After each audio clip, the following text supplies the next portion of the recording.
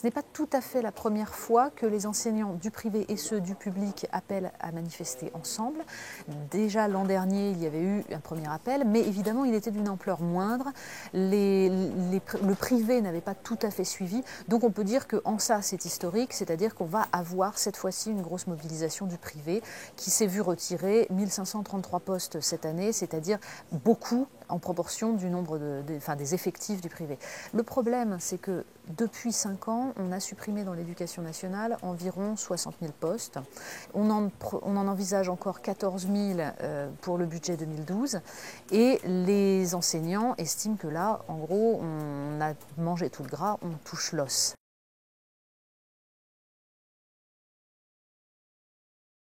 Le vrai problème, c'est que les suppressions de postes sont en fait une forme de leurre, c'est-à-dire un leurre important puisqu'il est indéniable que c'est une difficulté, mais en fait on est en train d'assister à une modification du métier d'enseignant et à une redéfinition totale de leur mission. Et c'est cela qui génère une véritable souffrance et une véritable inquiétude. C'est-à-dire qu'en gros, on est en train d'envisager de faire travailler plus les professeurs de façon différente et pour le dire un peu brutalement, de les transformer parfois en animateurs polyvalents et non plus en simples enseignants transmettant des savoirs au sein d'une classe. Le problème, c'est qu'on a créé un système qui demande de plus en plus de moyens parce qu'on a créé de plus en plus d'élèves en grande difficulté. Et comme les moyens ne sont pas là, les professeurs ont l'impression que c'est à eux d'être la variable d'ajustement de ce système qui fonctionne mal.